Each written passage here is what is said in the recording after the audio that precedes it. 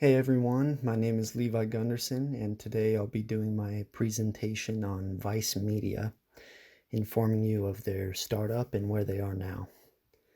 I'll also delve into what's been working for them over the years and mention what may have been slight road bumps for them as well, which is obviously something every company runs into over time. I chose to research Vice because I've been familiar with some of their work for maybe 5 years now, mostly due to their presence on YouTube. They make gorgeous videos, vlogs, short films, you name it.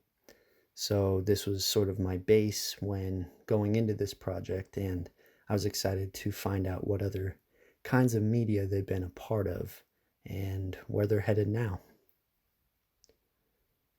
So first, like I said, I wanted to gloss over where they came from.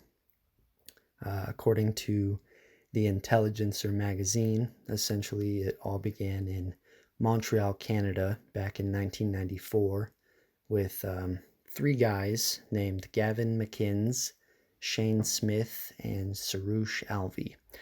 They wanted to create magazines that were like nothing else that was being printed at the time.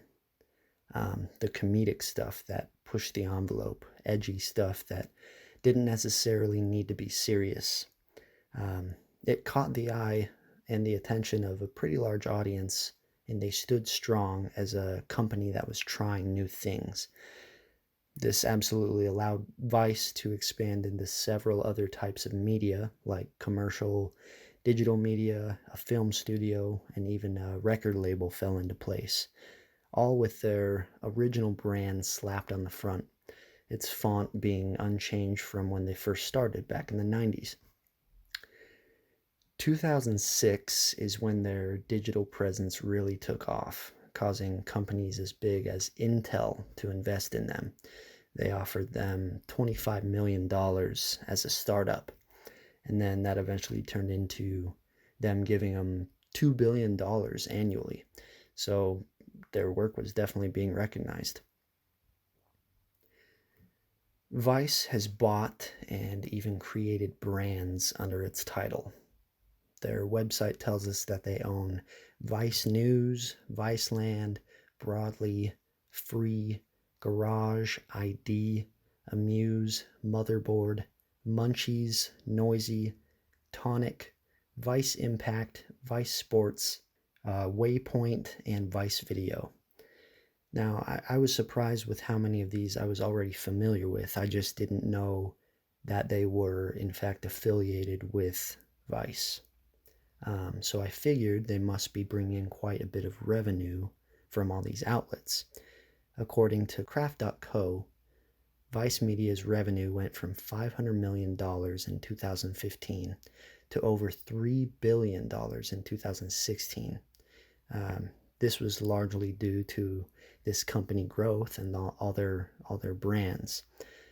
Some of these brands are doing awesome things. Like Broadly, for example, is a platform that allows people with stories of struggle and growth, whether it concerns like image issues or LGBT individuals who want to express themselves, all in a judgment-free zone.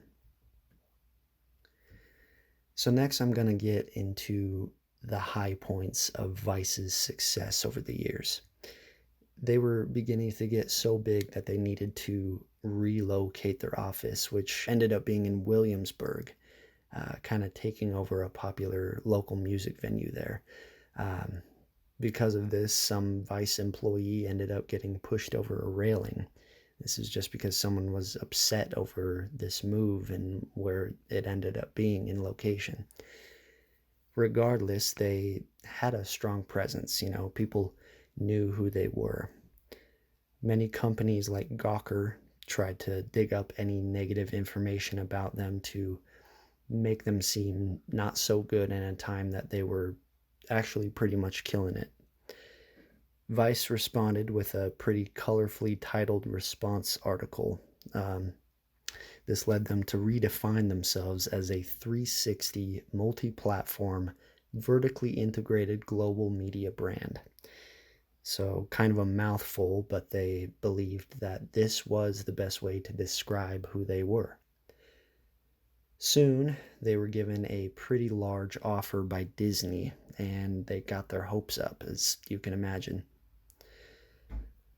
So, on to the negatives, the downfalls. By the end of 2015, Shane Smith, the CEO at the time, was planning to sell Vice after raising $1 billion and hiring new employees to step in.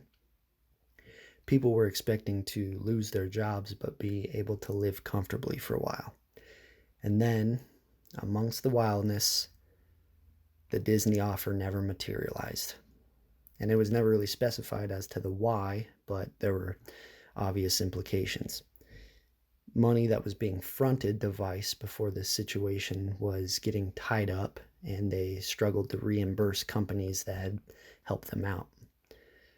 Another downfall they have run into in the past is that Vice's audiences are largely male. They expected to reach a much younger audience, but its average is the age of 42 and male. So many of their covers have depicted women and sexualizing them, and much of their content reflected the macho man lifestyle that definitely didn't appeal to younger generations, or nor did it support their supposed stance on equality at the time. It's been said that Vice's cable channel Viceland, which began in 2016, was not doing what they wanted it to do. Their estimated numbers were not being seen. Vice took $450 million from a private firm, and this still led to 60 people getting laid off as a result. Employees and families of employees were angry, as you could expect. Some even spoke out about low pay and being overworked, and despite having a job that others would do a lot to have for themselves. Looking deeper, this led to a lawsuit that happened in which women were getting paid less than men within Vice. Some women employees were even coming out with allegations of sexual harassment within the workplace, so obviously not a good look for Vice. Sarush Alvi has said, "We have not followed any path other than growth. We didn't adhere to any business philosophy other than survive." End quote. Vice's hard work and dedication, along with often doing things their own way, has continued to separate them from companies similar to them. However, Nancy DeBuch, now the head of Vice News, had announced that there would be more layoffs within the company back in January of 2019. This was about a 10% staff cut, and it hurt a lot of people, while simply being in an attempt to realign the company for the future and the plans that they have. With the ever-changing media world, there's definitely adapting that needs to be done in order to stay relevant. Vice has done a ton of restructuring and even relocating specific to the several departments in their company. DeBuch claims that traditional media will carry Vice along into the future. Their studio filmed the report having done exceptionally well in festivals. Coming from so little knowledge about Vice to begin with, it was super interesting to dig deeper into where they've been and where they're going. I had no idea of how much they've struggled and the serious impact of some of their low points, have left on the company as a whole. From moving around employees and management, I recognize that you do what must be done to not only keep an organization alive and successful, but also try and make up for any shady and frowned upon situations that may have come from within Vice Media to the public eye. While I've enjoyed several of their projects in the past that they put out, such as their short film Mr. Happy and their Munchies channel featuring Action Bronson, this project has definitely made me see Vice Media in a different way. It's a shame that some of these things had to happen, but they do happen, and hopefully, as stated before, they can find what works best for them and continue to improve and just create content.